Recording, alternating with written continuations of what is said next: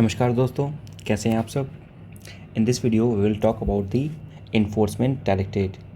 ED के बारे में तो आपने सुना ही होगा।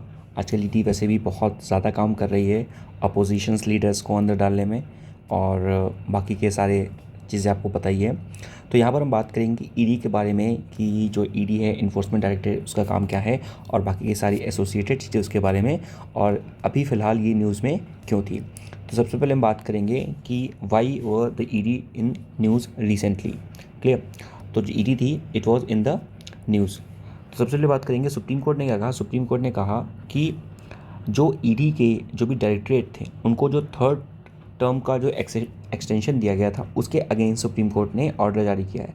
आपको पता है कि जो ईडी है इन्फोर्समेंट डायरेक्टरेट, उनके जो ऑफिसर्स होते हैं, ठीक है, उसको बेसिकली 2 ईयर तक का उनका जो होता है वो टेन्योर होता है। क्लियर। और उसके बाद अगर एक्सटेंशन देना है तो 3 ईयर का एक्सटेंशन दिया जा सकता है। बट अभी क्या हो रहा था, अभी गवर्नमेंट अगेन थर्ड उसको एक्सटेंशन दे रही थी, यानी कि एक बार एक्सटेंशन दिया, दोबारा एक्सटेंशन दिया, अब थर्ड टाइम उसको एक्सटेंशन दिया जा रहा था, और इसके ही अगेंस्ट सुप्रीम कोर्ट ने डिसीजन दिया हुआ था।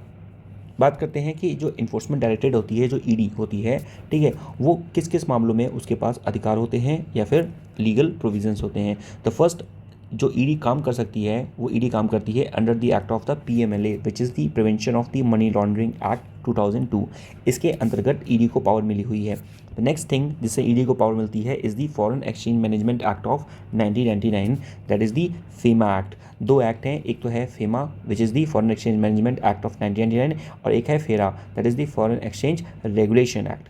ठीक, तो पहला ये एक्ट हो गया, दूसरा ये हो गया, एंड द थर्ड एक्ट जिससे ईडी को पावर मिलती है it is the fugitive economic offenders act of 2018। यानी कि जो कोई भगोड़े हैं, यानी कि जो यहाँ से पैसा लेके बाहर चले गए, जैसे नीरव मोदी, मेहुल चौकसी, विजय माल्या, ठीक है, तो इन पे अगर जो कार्य करेगी, ठीक है, स्ट्रिंजेंट एक्शंस होंगे, इस ईडी जो है वो कैपेबल है। ठीक है। और उसके बाद फोर्थ जो है ये है स्पॉन्सरिंग एजेंसी की तरह भी काम कर सकती है for the conservation of the foreign exchange and prevention of the smuggling activities. ठीक, कोई भी स्मगलिंग एक्टिविटीज़ नहीं हो उसको रोकने के लिए भी ईडी काम करती है under this act of 1974।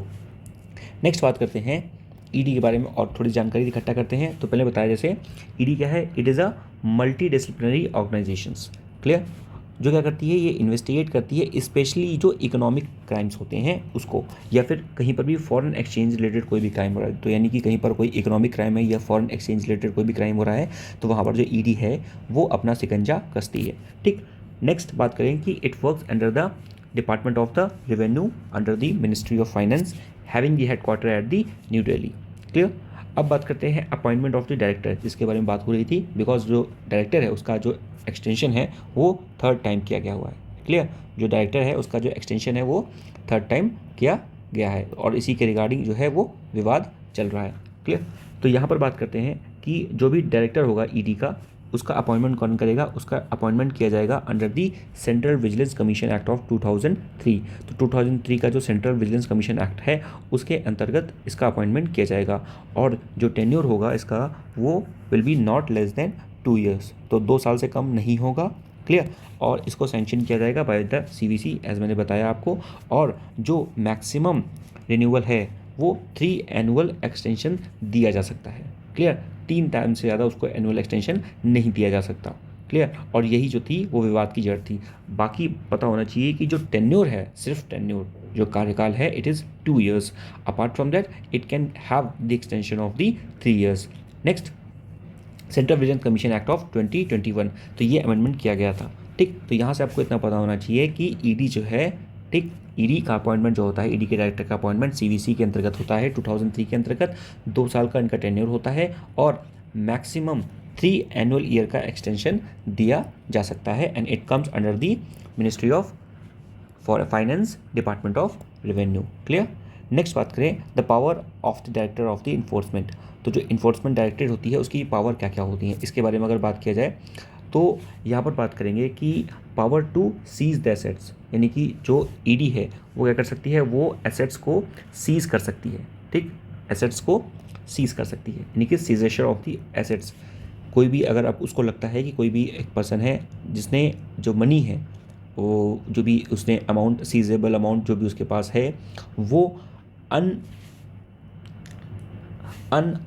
Organised या फिर फॉल्टी रिसोर्सेज से उसको इकट्ठा किया हुआ है, तो उन एसेट्स को क्या कर सकती है, ईडी सीज भी कर सकती है। तो ईडी के पास सीज और सर्च की पावर है। Clear. Apart from that, power to summon, ED जो है वो लोगों को बुला भी सकती है, यानी कि जो इन्फोर्समेंट डायरेक्टरेट का जो डायरेक्टर है वो जस्ट लाइक द कोर्ट, दो अगर समन की बात किया जाए तो समन, द पावर ऑफ समन किसके पास होती है, पावर ऑफ समन होती है कोर्ट के पास। और apart from the court ED के पास भी पावर ऑफ समन है। तो हम ये भी कह सकते हैं कि ED works as the court. बिल्कुल सही बात कही है, जो ईडी है वो एज ए कोर्ट की तरह काम करती है। तो ये भी पता होना चाहिए कि ED work as a court, जो इन्फोर्समेंट डायरेक्टरेट है ईडी है, ठीक, ईडी जो है वो उसके पास कोर्ट की पावर होती है। क्लियर। यानी कि वो किसी को समन भी कर सकती है और पनिशमेंट भी दे सकती है। क्लियर। तो पावर टू समन, तो फेमा हैज़ एम्पावर्ड, जो फॉरेन एक्सचेंज मैनेजमेंट एक्ट 1999 है उसने एम्पावर्ड किया है ईडी को कि वो इंक्वायर कर सकती है अगेंस्ट एनी पर्सन और एंटिटी जो कि एलिजली, जिसको एलिज किया गया है of the contravention provision of the FEMA rules and regulation. Clear. Next is the power to arrest. As I told you कि ईडी के पास कोर्ट की पावर है, कोर्ट की पावर है means the power equal to the court as the ED can summon. जैसा कि मैंने बताया कि जो ईडी है वो क्या कर सकती है, समन कर सकती है। In the same way ED जो है वो अरेस्ट वारंट भी जारी कर सकती है। And for that arrest warrant it don't needs a formal FIR. You know कि अगर आप पुलिस को अरेस्ट करना है किसी भी पर्सन को तो it need a formal FIR. But in case of the ED, अगर ईडी ने ऑर्डर दिया under the PMLA act of 2002 और the FEMA act of 1999, so without a formal FIR the person can be arrested. Clear. And record admissibility, ये क्या है, ED का कोई भी ऑफिशियल अगर कोई भी स्टेटमेंट बोलता है तो उस स्टेटमेंट को इन दी कोर्ट एडमिस किया जाएगा। क्लियर। उसको डिफाइन नहीं किया जाएगा। यू नो अगर कोई भी पुलिस ऑफिसर है, ठीक, और वो कोई स्टेटमेंट देता है तो उसकी जो एडमिसिबिलिटी होती है एज अ प्रूफ वो कोर्ट में नहीं होती है। But in case of the directorate of the ED, उसकी जो एडमिसिबिलिटी है कोर्ट में वो होती है। And the next is the recovery of the fines. तो ED is also liable to impose the fines और the penalty for the arrested person. तो जो भी पर्सन जो अरेस्टेड है उस पर पेनाल्टी और फाइन भी लगा सकता है। ठीक, तो ये भी चीज़ आपको पता होनी चाहिए। And these all powers the ED got from the FEMA.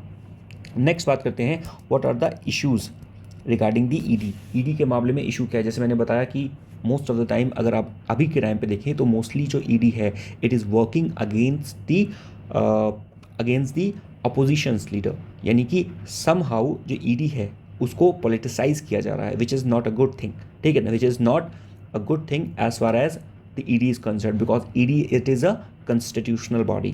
Clear. So the thing is the abysmal convictions rate means जो भी कन्विक्शन रेट है वो बहुत ज़्यादा कम है। It is near about 0.5%। What do mean by this, इसका मतलब ये हुआ कि जितने भी केसेस ईडी फाइल कर रही है एंड जितने भी लोगों को अरेस्ट कर रही है उसमें से सिर्फ अगर बात किया जाए कि जो कन्विक्शन रेट है it is 0.5%, which is nothing. So the thing is rest जो भी केसेस हैं they are all somehow falsy और they are all somehow framed. ठीक है, तो लोगों को उसमें फ्रेम किया गया है। The next thing is the lack of the transparency. So there is a clear cut lack of the transparency in the working of the electorate directorate. तो जो भी ईडी है उसके वर्किंग में there is a lack of transparency. Clear. And so the thing is ki we need to put emphasis on the transparency. And as I told you, most of the time the ED they just go at the gate of the opposition political party. So the thing is somehow these constitutional bodies are politicized. तो political tool की तरह उसको इस्तेमाल किया जा रहा है। And because of that there is a falling of the credibility of the ED. जो कॉन्स्टिट्यूशनल बॉडी है just like the ED, CBI and SFIO, तो यहाँ पर क्या हो रहा है कि ये जो सारी कॉन्स्टिट्यूशनल बॉडीज़ हैं ये इनको पोलिटिसाइज किया जा रहा है, पॉलिटिकल नेक्सस बनाया जा रहा है। बिकॉज ऑफ दैट इनकी जो क्रेडिबिलिटी है, ठीक है, इनकी जो विश्वसनीयता है is also going down. The next is the lack of the workforce. There is also the lack of the workforce means जो प्रॉपर मैन पावर होनी चाहिए, whatever should be the resources infrastructure is not there in the enforcement directorate. Clear? So this is about ED. Next बात करते हैं what is the way forward, what could be the way forward. So हम बात करें way forward में हम क्या कर सकते हैं for the betterment of the ED. So first we could do is the enhance the capacity. हम जो ईडी है उसकी कैपेसिटी को बढ़ा सकते हैं। We can enhance the manpower, we can enhance और equipped the ED with the modern technology. So ED can take the advantage or work together with the modern technology for the effective address of the surges of the high value money laundering cases. तो जो भी high value money laundering cases हैं, cyber cases हैं, cryptocurrencies cases, जो भी इस तरह के issues हैं उसको ED handle कर सकती है. So for that it needs a lot of fund.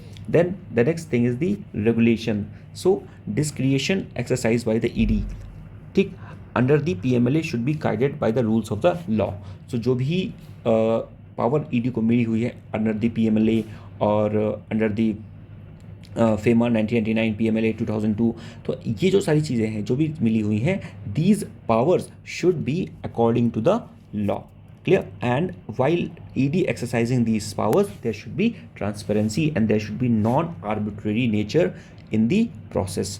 मतलब क्या है इसका कि जो ED है वो non arbitrary, non biased manner में काम करे, ठीक? It should not be used for the political vendetta, ठीक है? तो ये चीज़ आपको पता होनी चाहिए। The next part is reducing the pendency. हमें जो ईडी के अंदर जैसे मैंने बताया जो पेंडेंसी केसेस हैं, क्लियर, उन पेंडेंसी केसेस को क्या करना है, हटाना है। And for that we can also come up with the initiatives such as the fast track courts. So fast track court को establish किया जा सकता है and we can also establish some special benches to just get over with the pendency of the cases. The next thing is the oversight commitment. What is this? Oversight commitment का मतलब क्या होता है कि commitment should be constituted to overlook the streamlining the case selection process basis on the objective criteria to boost the transparency। यानी कि हम जब भी केसेस को सेलेक्ट करें, यानी कि कहाँ पर ईडी का छापा पड़ेगा, कहाँ पर सारी चीज़ें होंगी,